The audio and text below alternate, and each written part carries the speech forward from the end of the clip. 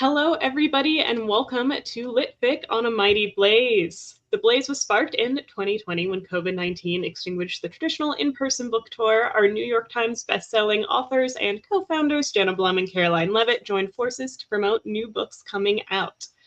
This is Litfic. I am Bo Ellis. I am a direct Facebook and social media director at The Blaze, a writer myself, and a producer. This week we have the amazing author Melodie Edwards. Melodie has a BA in English from the University of Toronto, a master's degree in communications from McMaster University and Syracuse University, and studied comedy writing at the Second City Training Center, which is incredibly cool to me. Her writing has been featured in Writer's Digest, the UK Theatre Festival, the Austin Film Festival Playwright Competition, and Heart House Drama Festival. We're talking today about Once Persuaded, Twice Shy, which is a modern retelling of Persuasion by Jane Austen. So hello, Melodie. How are you doing today? Hello, Bo. Thank you so much for having me on the show. I'm doing well today. Nice. How has your tour been going for Once Persuaded, Twice Shy, or has it not quite started yet? Oh, it's picking up for sure. I was up late last night working on an article and lots of lovely podcasts, getting to chat to people. And I'm starting to see on Instagram some of the bookstagrammers have got their advanced copies and they're doing the pictures, which is always really, really exciting. Mm-hmm. Yes, usually I would show a copy. Mine didn't quite come yet, but it is, from what I've seen online, very lovely looking. It's a very sweet cover. Yeah. Yeah. I love the sketch art style of the silhouettes. It's so pretty. Oh yeah, they do a lovely job on that. um, I did want to ask as my first question, well, maybe second or third question, but your previous book was a modern reimagining of Jane Eyre. Um, why, and now this is a modern reimagining of Persuasion. Are you sticking to this kind of classics reimagined format, or is this just really what moves you for right now? Well, I kind of just stumbled into it with my first book. I didn't really have an idea what I was doing, but I had this idea for a Jane Eyre in modern times.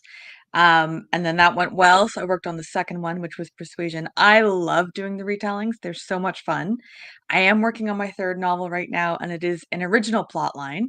So that's a bit scary. I'm learning how to do that, but I would love to continue with the retellings. There's so many great novels out there that people can do, and I don't think we ever get tired of it. I mean, I've read how many Pride and Prejudice retellings. I know there'll be how many more, and they're all fabulous and they're all fun to read because they're just great stories, and we just can't get enough of it. I'll do another Pride and Prejudice movie adaptation. I'll do another retelling book. Yeah. No, and that's very true. I mean, there's a reason why there's about a million versions of Jane Austen's works and these classic works through movies and TVs, and even ones that people don't always realize are retellings, like Clueless being a version of Emma, which not a lot of people know that it's that retelling as well. There's just so many ways to interpret these books. Why did you pick Persuasion? Is that just a favorite of yours, or just what moved you? Persuasion is probably my favorite Jane Austen, and that's Mhm. that's a tough spot, and it's shifted over the years, but Persuasion has been my favorite for some time. It's Mhm. Jane Austen's last fully completed work, which makes it kind of the holy grail of her books. Mhm. It's her most mature heroine, which I know is silly because the heroine's 27, but it is her most mature Yeah. heroine. And I just thought, I mean, a lot of the fun of doing modern reimaginings or retellings is figuring out how to make things work for modern sensibilities. And Persuasion's really tough because in the original novel, they spend most of the book not making eye contact and not talking to each other. And I Mhm. thought, how am I going to do a modern book where you haven't seen each other in 8 years? You're assuming you haven't Instagram stalked or Facebooked or texted them, and then they're in your world again, forced proximity, and you spend your whole time having romance, not looking at them. So how is that going to work for modern times when we're very direct with each other? We don't Mhm. have the Jane Austen social etiquette that means we can't speak up. So I liked the idea of that, and I love the book. Mhm. No, that was something that I thought was interesting how you handled that because, when Jane Austen was writing, women in particular had to follow these really rigid social rules because if they didn't, you bring ruin upon your family and all of this stuff. And now, you know, your Anne Elliot is kind of a person about town, so she could embarrass herself. She could embarrass her family, although her family is embarrassing themselves on their own. But she does have that worry to a degree, but there's not that tight restriction as much anymore, thankfully. It's very good that we don't quite have to worry about if we talk to a man for too long, we now have to marry him or have our reputation ruined or something like that, because it seems like a nightmare.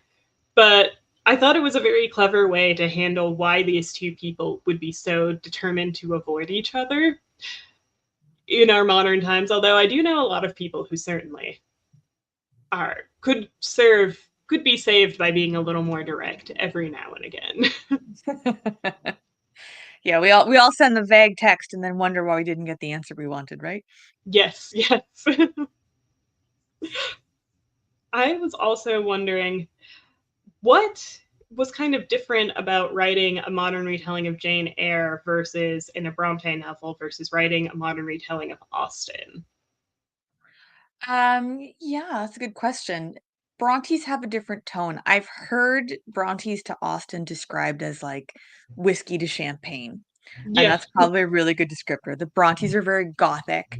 They're very, if you've read Wuthering Heights, they're very drama centric. They're very epic and pining in angst, which is delightful and fun. So you're going into a slightly darker novel where romance feels a little more life and death. Whereas Austen, equally skilled writer, equally brilliant books, but it is like champagne. It's sparkling dialogue, it's lovely balls, it's carriages and handsome gentlemen and stuff, but it's also really light characters. There's great background characters in every Austen. They're incredibly real, they're incredibly psychological real. I think we've all gone out into the world and said, "Yeah, that's a Mr. Collins from Pride and Prejudice. I can spot him. Yeah. That's absolutely Mr. Collins." Um, and so it's kind of this lighter touch, this more comedic touch to do somewhat realistic background characters, but who are all distinct and funny and Mm, recognizable in their own way. So it's not so much my romance is life or death, Thornfield Hall is burning of Jane yeah. Eyre, but it is pretty much this ball is happening and this person's chatting to me and this person's dancing with me and how do I get across the ballroom to talk to the fellow I actually want to talk to sort of thing. So it's Mhm. it's a little more action packed, it's a little more dialogue heavy, it's a little more comedic. And it's just I think perhaps a little lighter. Yeah. And I can definitely I loved there's kind of an inclusion. Um there's an inclusion of a kind of ballroom-ish scene. The closest maybe we could get to that in modern day. Although I think if we had more fun ballroom dances in modern times, that would only improve things. But I thought that was a really cute and sort of clever call back to all these balls that you would go to in those times and that Austen wrote about her characters going to that we don't quite have the modern equivalent of anymore, except for going to parties, which are certainly a little less elegant now than they were back then. Yeah, replacing the ball with the pub crawl in my book was a Yeah, distinct choice. yes, that's about the closest we get to a ball nowadays. Maybe. Although I do see, sometimes I see people kind of bringing it back, which is a very interesting thing. But and I did notice, so your Anne Elliot is also the executive director of a theater festival, which is, and she's a little older as well from the Anne Elliot of Persuasion, just, which I always appreciate. Not every book has to be, and in Austen's time, being 27 and unmarried was a concern. Now in our time, it's a little less of a concern, I would like to think. But what was your decision behind making her involved in the theater world, and especially at such a high level? Yeah, and I'm glad you mentioned the age thing. It's I Mhm. made her in her early 30s. It's tough to pinpoint an age for anyone where they'd maybe feel self-conscious about certain things in their life the way Anne is. So I kind of try to leave that more up to the reader. Like everyone feels differently about that. But I always feel in the original Persuasion, and I tried to copy it into my Persuasion, it's more about Anne's attitude than her actual number age. Some people feel Oh, fine, single at 40, living their best life, and some people are panicking at 29, and that's really very personal to how you feel. So that's Mhm. kind of Anne's story. For the theater festival, so for this book, I picked the location of a small town called Niagara-on-the-Lake. It is a real town here in Canada. It's right near the American border. If you're in Detroit or New York, Youngstown, you can just cross the border and see it. And it's a lovely place, and they do have what they call the Shaw Theater Festival, Mhm. and it is a seasonal theater production company. They have 3 permanent main stages in the town, and they do maybe 6 to 8 shows in a season. So you can go for the weekend and you can see a Sherlock Holmes, an Oscar Wilde, and a Singing in the Rain. And they're very talented, and it's fantastic, and people come from all over for it. So I wanted that to be a big element of it, and I Mhm. made her very, high ranking in the theater company because in the original novel, of course, the Elliot family is very well-to-do. They own the Kellynch estate, they have tenants, they have servants, they're of consequence. That's the whole joke of her father, is that he thinks Mhm. they're the center of the universe, which they're not, and they're Yeah. quickly losing money, so his consequence Mhm. is going down, but they're Mhm. very important, so I had her come in at this very high level, but also because Anne is a very restrained, kind of suppressed person, I couldn't imagine her being the lead actress on the stage or the Mhm. creative director. I pictured her as behind the scenes. She's running the budgets, she's hiring the staff, she's looking at curtain call and donors and the Mhm. gala for first night and, costume budgets and all on and on and on it goes. So I wanted her to have a very full career that would keep her hopping. I wanted something that was realistic to this town that I have actually picked, and because I love the Shaw Theatre Festival, Mhm. but I wanted her to have something that would have her interacting with a lot of creative people. And the theater world, I have a little experience in the theater world. I wrote for the stage when I was in high school and again in university, and dabbled a little bit afterwards. And the stage is, no matter how well planned, is sort of a bonkers place. It's Yeah. fantastic and creative and fun. You get a lot of personalities and things go wrong in live theater. So I like the idea of Anne just kind of being this very organized, very controlled, very restrained person running the rodeo. Mhm. And honestly, I work myself in theater, which is something I've mentioned. But it is live theater, no matter how well planned you are, once it's live, it's live. I actually was in a show this past last year where it was a huge storm and it was a Halloween show, so we were like, okay, that works. It's a scary show. And then there was a blackout, of course, in the middle of one of my scenes, and it's just like, okay, where do we go from here?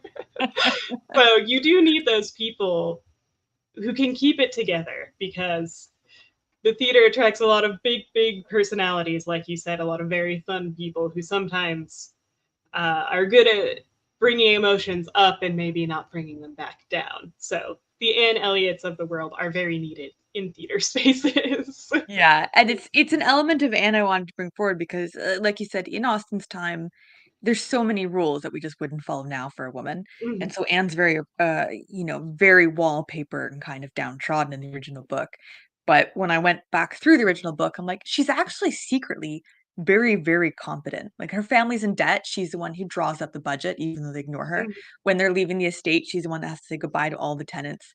When her nephew is injured, she calls the doctor, she stays with the child. When one of the other characters has a big injury, everyone else freezes and she's like, "Right, triage. We need a doctor, we Mhm. need to get her home, we need to call her parent." So Anne always had this extreme competence that nobody regards because it's Austen times.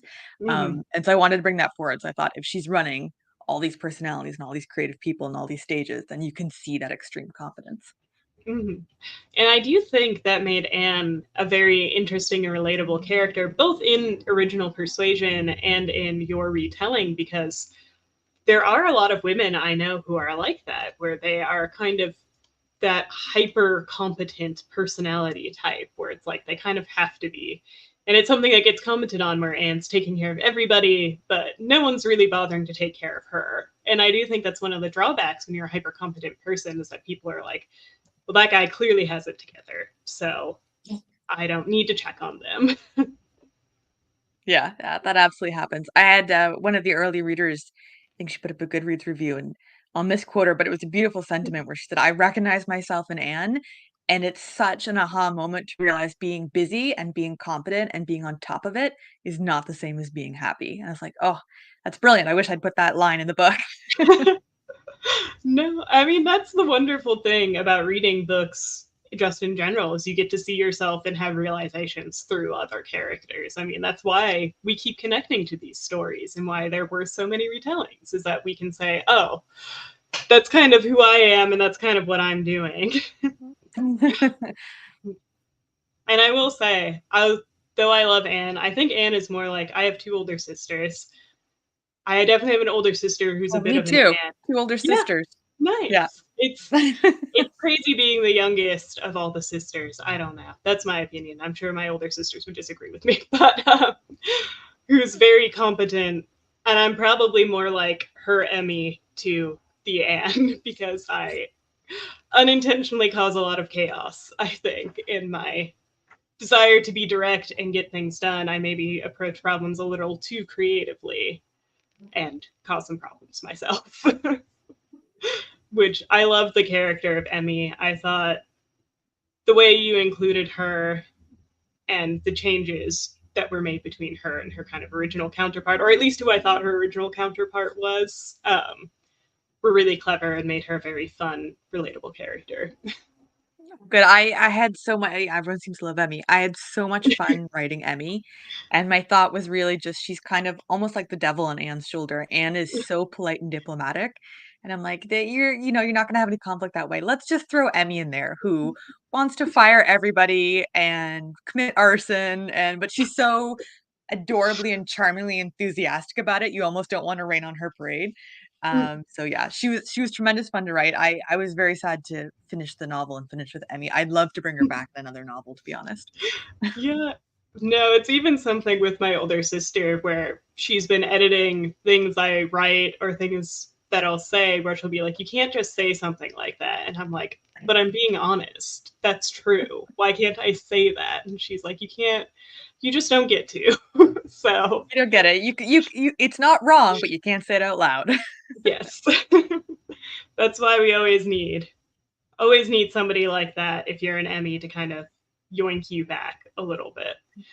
And I do also want to talk about, of course, the other big character, which is Wentworth or Ben. But, I love that you had to call him Wentworth, and that's how you work that in because we usually don't refer to people as their last names quite as much anymore as they did in Austen's time. So her referring to him as his last name is a pure professional I loved, and that just kept that connection between that character. But why did you choose to modernize him the way you did? Because he's no longer quite the military man that he is in Persuasion. Yeah, that's a tough one. Modernizing the like keeping the core of the character's personality, but modernizing how they present themselves in a modern world. Mhm. I wanted to keep an element of that military background, so I made his aunt and uncle from the Royal Canadian Air Force, and his uncle is retired because of a very serious injury, so there is that military background. Part of why I picked Niagara on the Lake was because they do all kinds of military historical reenactments, because they do actually have a fort, which was once used to defend themselves from America. Um, and that fort's still there, and you can tour it, and they'll put on their red coats and fire their fake muskets and stuff. It's tremendous fun. So I kind of Mhm. had all this military swirling around, um, but I felt it didn't quite connote the changes that he had in his status. So in the original novel, he's a penniless sailor at the beginning, really. And then he comes back as a captain who's made tons of money because back in Austen's time, if you captured certain ships, you got I think it was called war prizes. So you could have huge lottery wins of money. We don't really see that in modern military. So unfortunately, because we need the troops supported, but um I needed him to come back with this very high status, wealthy position, Mhm. and Niagara on the Lake is about an hour and a half away from Toronto. Toronto is where we have our financial center. So I thought he's gonna go to Toronto instead of going to sea and going to war and coming back this wealthy captain of consequence, he's gonna go to Toronto, fight with the corporate sharks, come back suited, slick, lots of money, lots of power, because that's the dynamic and the change you have to have with him and Anne. Mhm. That Anne was, to a certain extent, too good for him, too wealthy for him, too high end for him, her family's lost money and sort of come down, and he's kind of risen up in the meantime. So you have more social equality towards the end of the book, Mhm. and more financial equality, which is nice. So that's what I did with him, but I didn't want to lose that important military element. So I put it all around him, Mhm. but not directly on him. And I wanted to give him lots of action to do too. So he's helping to Yeah. run his aunt and uncle's winery. He's got to Mhm. be doing business negotiations because again, in Austin's time, you're in a social set together, and so you cannot leave each other's presence. But in Yeah. modern times, if you're stuck at a party with your ex-boyfriend, like leave. You would leave. If Yeah. it's awkward, you would leave, right? Walk away. So I Yeah. needed something that was in forced proximity that would push them into having to interact with each other. And I thought Mhm. a business deal will do that. So she's got a very, you know, complicated job with lots of financial dealing. So I'm going to give him lots of complicated business financial experience. And then they'll have to work on this business deal. And then they will have to sit and face each other across the boardroom table, not making eye contact. And I'm like, excellent. It's really all about trapping them and torturing them. So most of my decisions were around how do I do that? Yes, I think it worked really excellently. I was even impressed because it is so hard with these modern retellings when we can just have so much more freedom to do what we want socially. Where, like you said, if you're at a party with your ex boyfriend, if you're like, my ex is here, I'm actually just going to leave, that's no longer seen as rude. No. The host will understand. The host will be like, that's completely fair. You can leave. But back then, you couldn't just walk out of somewhere. And of course, I mean, having an ex at all was a bigger deal in that period of time than it is now. So I thought it was a very clever way to force them kind of together and also allow Anne to be sort of the modern woman that I think she would have been had she been given the chance in the original novel as well. Had she been allowed to run a business, she probably would have done it a lot better than anybody else in her family. They would have been better off if she was in charge for real.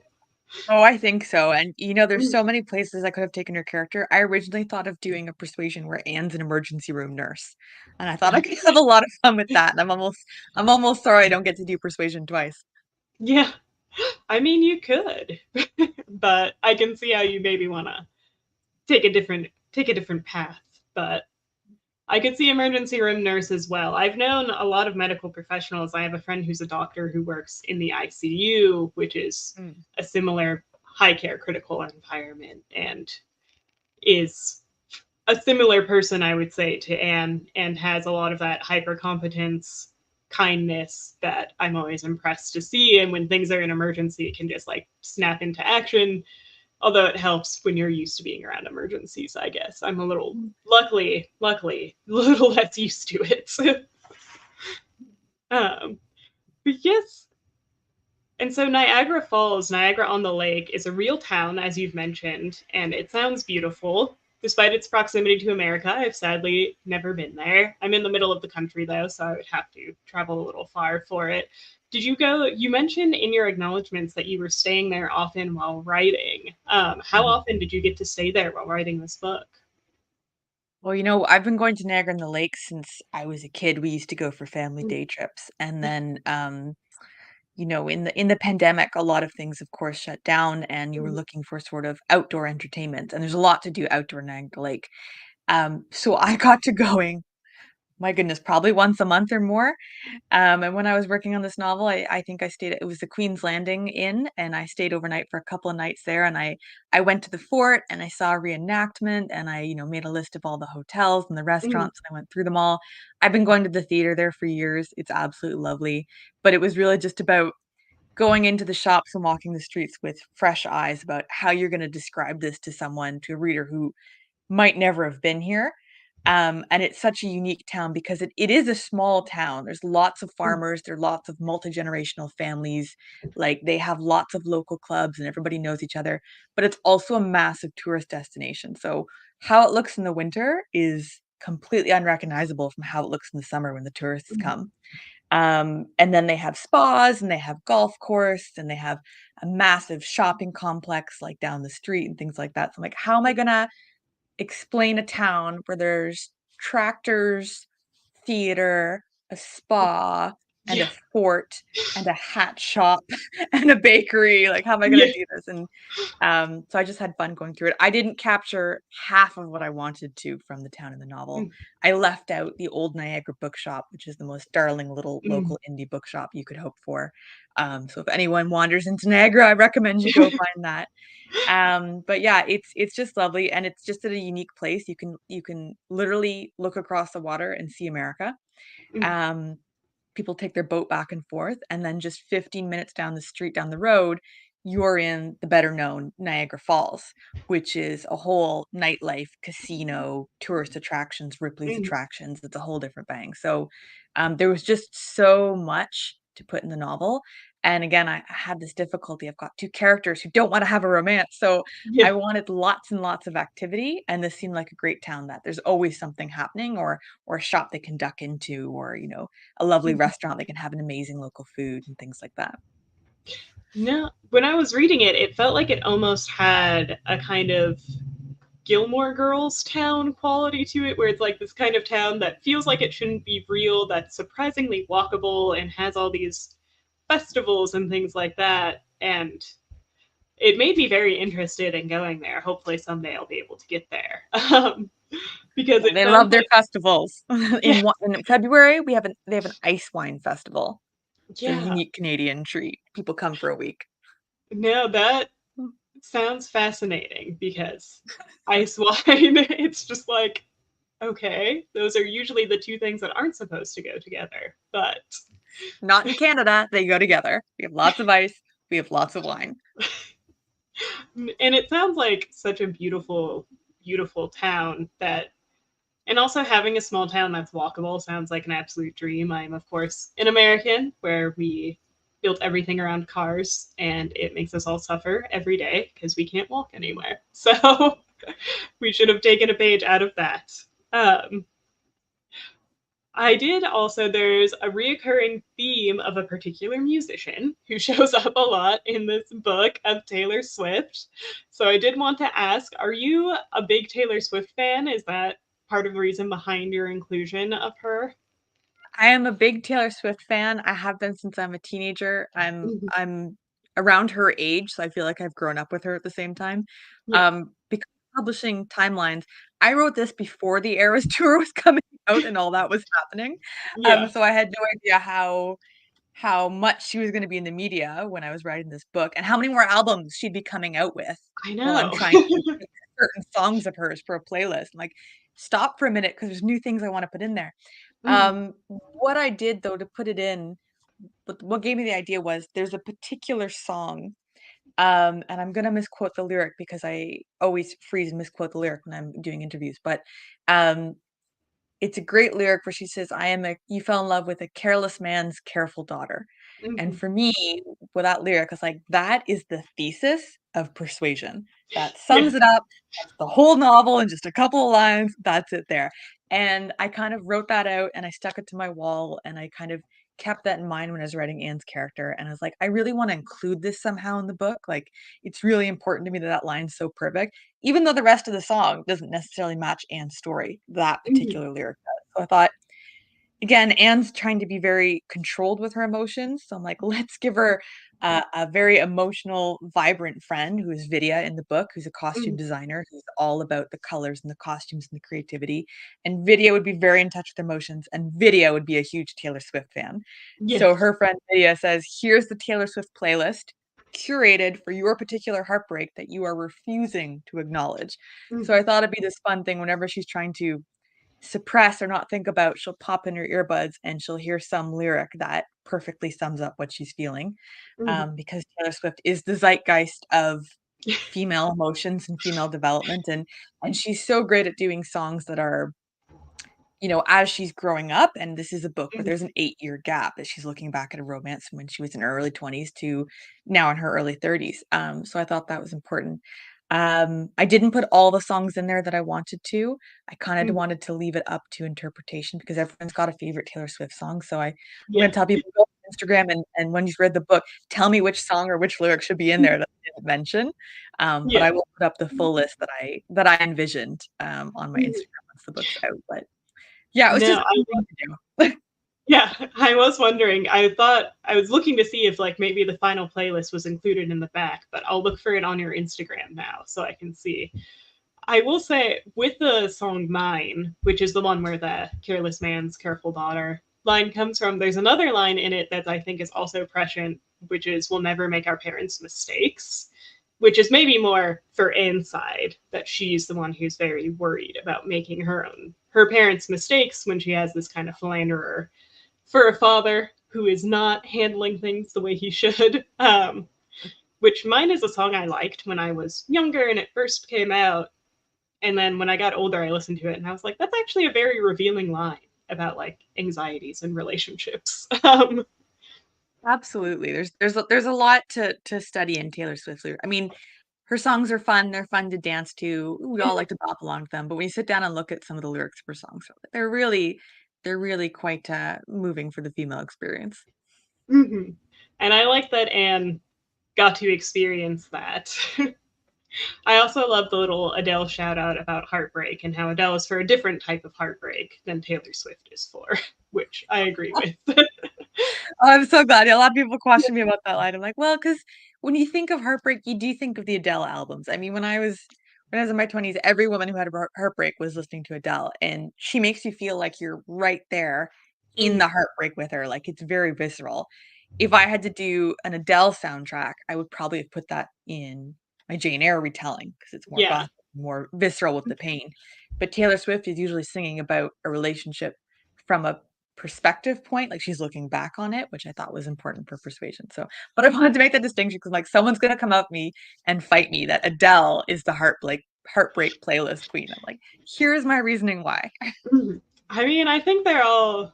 I mean, we all have our different person we turn to, but I think Taylor Swift worked very well for this, and I feel like Taylor Swift and Austen go really well together. I'm surprised there hasn't been a modern reimagining that uses exclusively Taylor Swift as a soundtrack for an Austen novel, but maybe that'll happen someday.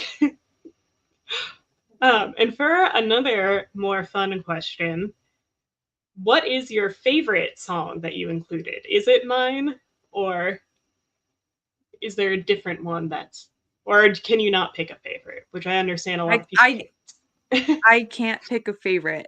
I can't pick a favorite. And the ones I included in the playlist are for Anne. They're not necessarily my favorite Taylor Swift songs. Mhm. The ones I felt were important for her journey. But it's so tough because Taylor Swift keeps coming out with new al she's got a new album coming out in April. I'm like, "Come on. My book is just gonna have hit the shelves, and there's gonna be songs I want to have included from the new album, and I can't." If I could maybe pick a favorite album, which is probably Evermore. Mhm. Evermore is a folklore, and Evermore we're just came out at the perfect time, I think. So those They are two did, of my they favorites did. as well. Although I am interested in the new one. I was like, wow, does she even sleep? Because I don't know how this got written and recorded in time to be announced. That's crazy. But Yeah. I mean, if you've got the inspiration, you just have to write, which we can relate to as creative people. Although I wish I had the dedication and work ethic she clearly has, because I Oh, what was probably she written doing? a lot. Scribbling it, like, while she's shooting under the stage in the middle of her Yeah, Reputation album? Like, how is she taking the time to write new songs? I know. Fabulous. That's what she's doing at all those Chiefs games. She's just like, and then looks up for the cameras. But But I hope she keeps it up. You know what? I hope when she's in her mid-50s, she's putting out songs about menopause because 'cause I'll be listening to them. yeah, no, I mean, that's another female experience that doesn't get talked about enough that I would love to hear more people talking about just in general. Mm. Yeah. I also wanted to ask, you mentioned this a little in your acknowledgments and in your foreword, but what do you think is the best live action adaptation of Persuasion? I know I personally have not seen them all. There was a really recent one that came out that I just didn't get the chance to see. But Yes, the Dakota Johnson one, and someone else yeah. asked me about that, and I hadn't seen it, so I had to go and speed watch it.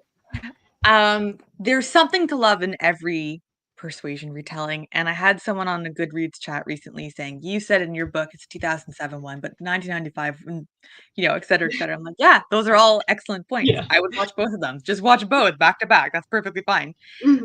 I love the 2007 one because, it's Sally Hawkins from people know from The Shape of Water, and she Mm, does an amazing job with Anne. She just because it's so tough to emote a character who's so tightly controlled. She does a yes. brilliant job. Wentworth is dreamy. The soundtrack will haunt you forever, is beautiful. They make Mhm, the town of Bath look the city of Bath look beautiful. mhm, Um, and they really take their time. They really follow the book kind of beat for beat. They they have to cut and choose, of course, but they do a great job doing as much as they can to follow that line. And mhm, what I love is in the original Persuasion novel, Jane Austen had 2 endings. She had one ending, which she ended up scrapping because she thought it was, too fast and efficient, and then she went with the ending that you find in the book. In certain annotated copies of the original Persuasion, you can find in the notes that fake original ending that she discarded. In the 2007 Persuasion adaptation, they managed to incorporate both endings. So they have the scene I don't wanna spoil it, but they have the scene with Anne and Wentworth where they're talking about something, and that's kind of the moment that Jane Austen originally envisioned they'd resolve it, and so they have that conversation, but they get interrupted right before they resolve it, and then it flips them into the scenes that lead up mhm. to the actual ending of Persuasion that she used. So for me, I'm like, bonus Jane Austen content, 2 pseudo endings, like, it's Nice. fantastic. And they have a wonderful voiceover of the Wentworth actor reading the famous letter to Anne. And in a lot of versions, you just kinda see Anne reading it or hearing it, but Mhm, he reads it. He does this beautiful Shakespearean job with the famous line, "I'm half agony, half hope," and you see mhm, her running through Bath to find him. It's just tremendous fun. Like, they really incorporated they really incorporated some more action scenes and some more emotive scenes, but while totally preserving the Jane Austen etiquette and the Jane Austen rules and the Jane Austen manners, which is just lovely. I watch it all the time. mhm. Yeah, it is a beautiful version. My favorite Austen, I think, live action in general, away from Persuasion, is 1995 Sense and Sensibility, but I was also With in Emma love with, Thompson? yes, Emma Thompson, Yeah. Alan Rickman, adore both of them so much. Hugh Grant, yeah, winner, winner. Stellar acting, yes. So many beautiful, talented people all on your screen. What is not to like? Yes. Um, it's really fun. And like you said, there's always something to be had in every adaptation. So there's no wrong answer for whichever one you like speaks to you. And that's great. It's great that we have them all.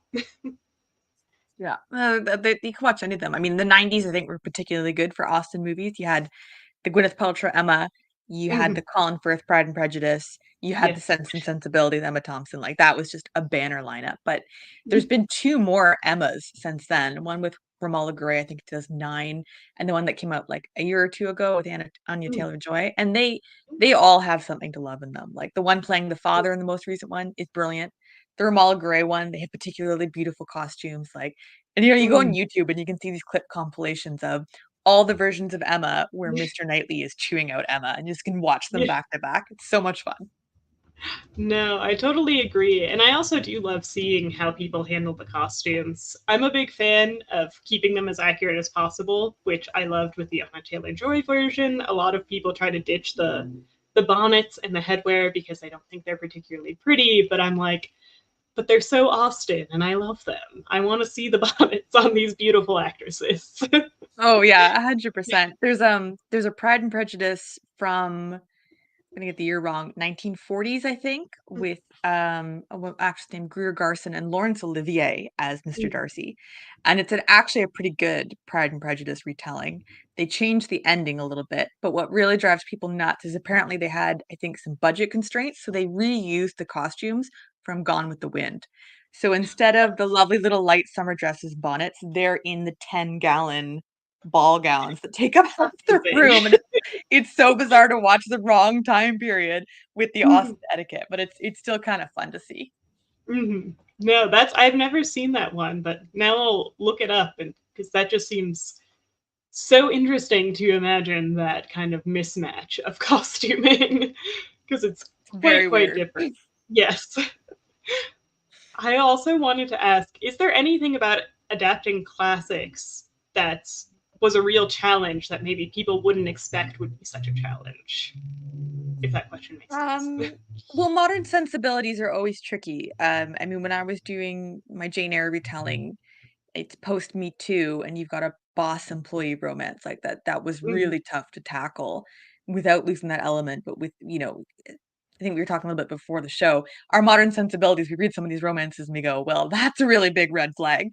So trying to work your way around those. But I think the most difficult part is when you have seminal events in the original novels, something has to happen, but it happens because, or it plays out a certain way because you have these rules and manners and social etiquette. And then you need that seminal event to happen in modern times. And you think, well, it wouldn't happen that way. As we were saying before, if you go to a party and your ex boyfriend's there and it's awkward, you would get up and leave. And in Jane Austen's Mhm. time, you cannot. You're staying there. You're waiting for your father to call the carriage or what have you. Yeah. You can't just Yeah. Uber your way out of that situation. So the really tricky part is not losing those seminal events or those moments, but finding a way, a modern equivalent or a modern constraint that would force them to behave in the same way. How do you end up in this situation where you're there with your ex-boyfriend and you cannot leave? So it's like, Mhm. okay, I need them in a professional setting. I cannot Uber my way out of a corporate meeting if my Yeah. ex-boyfriend happens to be across the boardroom table, right? And then, what's he been doing for 8 years? Why would you not have just online stalked him? So, okay, now I need an Mhm. explanation for that. So it's almost like working out. I've never written a thriller, but I imagine this is kind of the rules and the causal events that thriller writers sometimes have to work through. If A happens, then B happens. So Mhm. I've got, if the carriage is broken down in Austen, what is broken down in modern times that you wouldn't call CAA and have your car fixed immediately, right? Yeah. And sometimes that can be actually tremendous fun to work out, so Mhm. And it was a lot of fun to see. When it started off with like a theater premise, I was almost like, is Wentworth going to be like a really big actor now who's going to show up like as a well, that stunt would have been cast? fun. Yeah, have him come back as, like, a Hollywood level actor. Yeah, That'd been yeah, good. There's so many variations you can do. You could just spin yeah. it out endlessly, right? There's so many persuasions to tell. Yeah, because I was thinking that also because, as I said, I work in theater, and I do know people who've been cast in shows or working on shows with an ex, and they just had to get over that and interact with that person on stage as a different human being because they had to be in character, and how really weird that is. But it's, Very weird. yes. But I really loved the version that we went with because making him a Hollywood actor maybe would have been changing him a little too much from his more reserved personality. Not saying that actors can never be reserved, of course. Anybody can be We anything. could make him a But yeah, very serious Shakespearean actor, or we could make him, a yes. very dedicated method style stuntman or Mm, something. He'd have all these injuries. Be interesting. You can do it various ways, but yeah, mm. that's the fun of it. That's the fun of the project. Yeah. And you also mentioned that you're working on an original novel next. Can you tell us anything about that? Or is that have to be more under wraps for now? I did an interview, I think about a month ago, and I gave some details, and then I went to work on my draft. I'm like, I'm actually getting rid of all those details. I'm a little nervous to give any details. Mm. But it's original. It's my first two novels were constrained to Canadian locations. This one's gonna start with a Canadian location, and it's gonna start in Ottawa, where I used to live for a couple years for work. But it's gonna go global, so I'm gonna have them going to Edinburgh and London and different places, playing along with some magical elements this time. But Oh. I think I'll pretty much stick to my style of it's a romance. Mhm. It's the female protagonist centric. And then when I'm done that novel, I hope to get back to my retellings because I really enjoy doing those.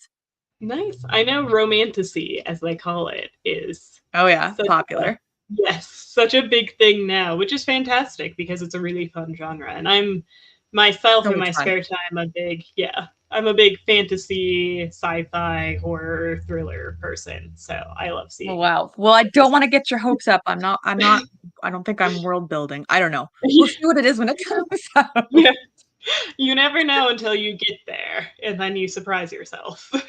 Yeah, some of my novels, I'm surprised where I ended up, even though I knew the blueprint because I was doing a retelling, which is bizarre. I'm Mhm. like, "Oh, Anne's gonna go to the pub now. Okay."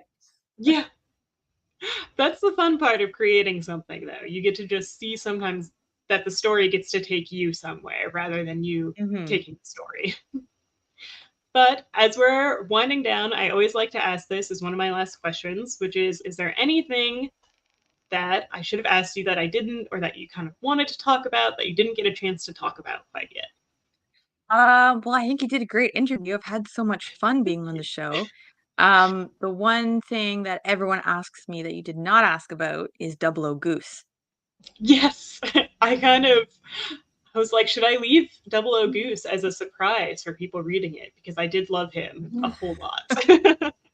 Well, then we won't spoil it. We'll just say there's some mad Canadian wildlife that Emmy gets tangled with, and Mhm. it kind of causes chaos throughout the book. So I wanted to have some fun elements in there too.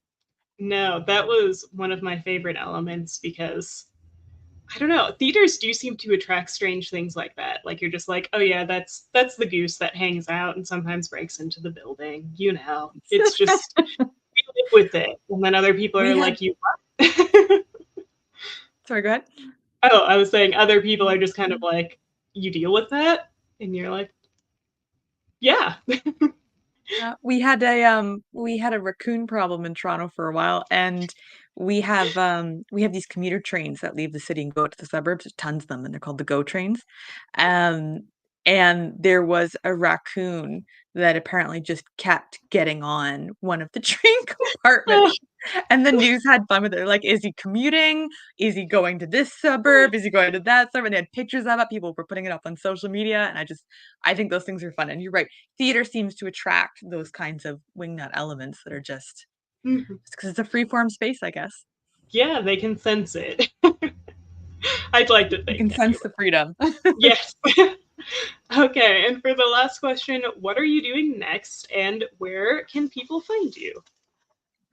People can find me on my website, which I tried to update a little while ago. I think I broke, but I think it's been fixed and it's up again.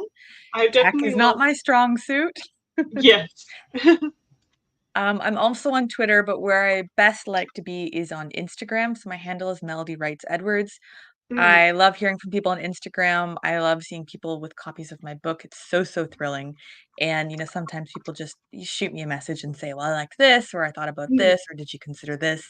And I love responding to those because you can write to a certain extent in isolation, and then you go, oh, right, people are going to read it. And then it's so yeah. much fun to see how Mm. readers react. So come and find me on Instagram. I'm always happy to see people there. Awesome.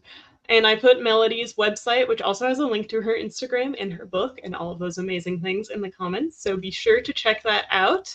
And thank you, everybody, for joining us. And thank you so much, Melody, for being on the show with us.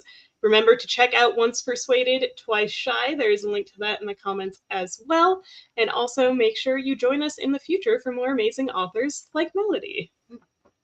Amazing. Bye. Thank you so much for having me on. This was so much fun. Yes.